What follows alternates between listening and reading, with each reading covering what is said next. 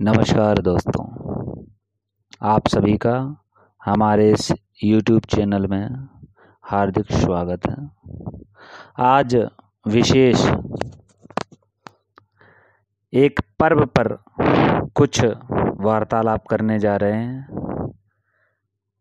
अक्षय तृतीया एक विशेष पर्व है। अक्षय तृतीया वैशाख मास के शुक्ल पक्ष की तृतीया तिथि को मनाई जाती है। माना जाता है कि इस दिन कोई भी शुभ कार्य करने के लिए पंचांग देखने की जरूरत नहीं है। अक्षय तृतीया पर किए गए कार्यों का कई गुना फल प्राप्त होता है। विशेष अक्षय तृतीया के दिन ही भगवान परशुराम ने जन्म लिया था। अक्षय तृतीया का दिन अपने आप में कई गाथाओं को समेटे हुए है। यह दिन अन्य दिनों से बहुत खास रहता है।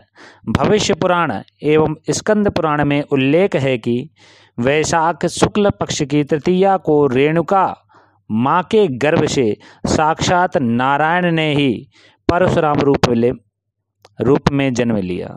अक्षय तृतीया के दिन भारत में कई हिस्सों में, विशेषकर दक्षिण भारत में परशुराम जयंती बड़े ही हर्षोल्लास से मनाई जाती है एवं उत्तर भारत में भी इसका बहुत ही सम्मान किया जाता है एवं श्री परशुराम भगवान की यात्राएं, शोभा यात्राएं, जन्म दिवस की, जयंती की बहुत ही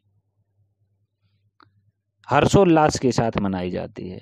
इसी दिन भगवान परशुराम जी की पूजा कर तथा कथा भी सुनाई जाती है। कहते हैं कि इस दिन माँ अन्नपूर्णा का भी जन्मदिन मनाया जाता है। इस दिन गरीबों को खाना खिलाया जाता है और भंडारे किए जाते हैं। माँ अन्नपूर्णा के पूजन से रसोई तथा भोजन में स्वाद बढ़ जाता है एवं इस दिन अन्नपूर्णा मैया की पूजा करने से सभी के भंडार, धन आदि के भंडार सदैव भरे रहते हैं। कहते हैं कि अक्षय तृतीया के अवसर पर ही महर्षि वेदव्यास जी ने महाभारत ग्रंथ को लिखना शुरू किया था। महाभारत को 5वें वेद के रूप में जाना जाता है।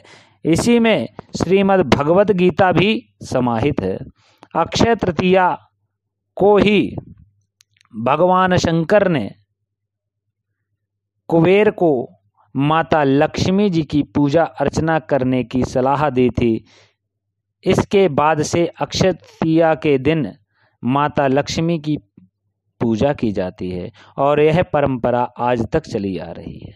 अक्षय तृतीया के ही दिन पांडव पुत्र युधिष्ठिर को भगवान सूर्य ने अक्षय पात्र प्रदान किया था।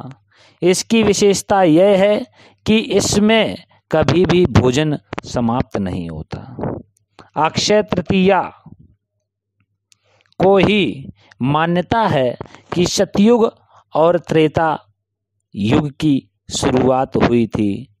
अक्षय तृतीया पर ही माँ भगवती गंगा का इस धरती पर शुभ आगमन हुआ था और अक्षय तृतीया के ही दिन हमारे भगवान बद्रीनाथ धाम के कपाट भी खोले जाते हैं।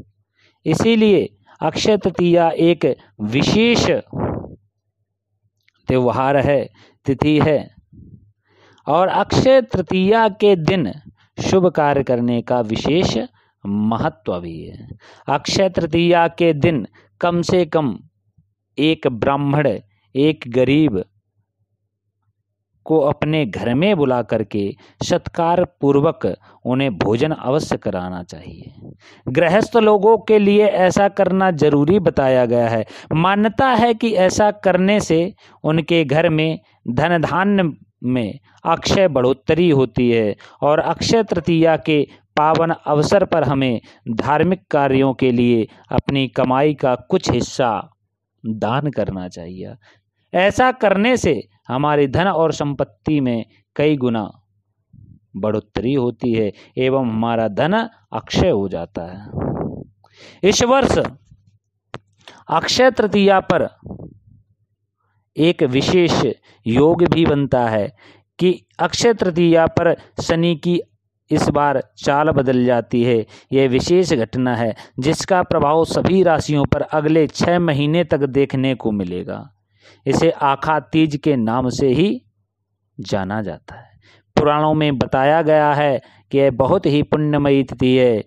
इस दिन किए गए दान पुण्य के बारे में मान्यता है कि जो भी पुण्य कार्य इस दिन किए जाते हैं उनका फल अक्षय हो जाता है, यानी जन्म जन्मांतरों तक इसका लाभ मिलता रहता है। ये विशेष त्यौहार है, इस पर जितना भी हो दान धर्म आदि करना चाहिए। अक्षय तृतीया एक विशेष त्यौहार है। यहाँ तक कहते हैं कि अगर किसी कन्या या पुत्र या वर की कुंडली न मिलने पर भी या फिर कोई दोष होने पर भी या उनके गुण नाड़ी आदि दोष होने पर भी उनका विवाह कर दिया जाता है। इस दिन कहते हैं कि अनसूझा साया भी अक्षय तृतीया को ही कहा गया है। अक्षय तृतीया एक विशेष महत्वपूर्ण तिथि है। ये इसका नाम ही अक्षय है, जहाँ पर किसी भी विषय वस्तु आदि किसी भी चीज का जहाँ पर क्षय ना हो वह अक्षय तृतीया कहा जाता है। इस वर्ष 6 राजयोग भी बन रहे हैं। अगर ज्योतिष के अनुसार देखा जाए तो 6 राजयोग बन रहे हैं। हिंदू पंचांग के अनुसार इस वर्ष अक्षय तृतीया पर रोहिणी नक्षत्र के साथ अबूझ मुहूर्त भी पड़ रहा है, क्योंकि रोहिणी नक्षत्र आ रहा है जो बेहद शुभ माना जाता है। और इस दिन माता लक्ष्मी को प्रसन्न करने के लिए शुभ शुभ मुहूर्त भी हैं, जिससे अप्राप्त लक्ष्मी भी हम प्राप्त कर सकते हैं।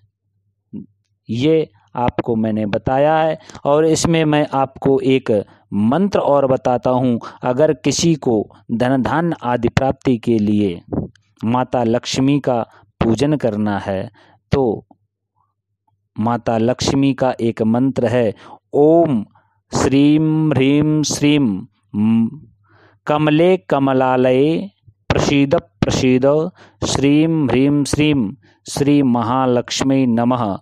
इस मंत्र का कमलगट्टे की माला से 108 बार जप करना चाहिए एवं दूध आदि से बने हुए सुंदर पदार्थ का नैवेद्य का भोग लगाकर के भगवती लक्ष्मी की पूजा करनी चाहिए। धन्यवाद। आपका समय शुभ हो, आपका कल्याण हो, जीवन में सदैव आपके जीवन में हर चीज की वृद्धि हो। बस यही कामना करते हुए सभी को पुनः धन्यवाद। हमारे इस चैनल को सब्सक्राइब करें और आगे नए नए विशेष त्योहारों पर नए नए वीडियोस आपको प्राप्त होते रहेंगे। इसीलिए बेल आइकन को प्रेस जरूर करें, लाइक करें, शेयर करें, अपने मित्रों को परिवारजनों को सभी को ये भेजें।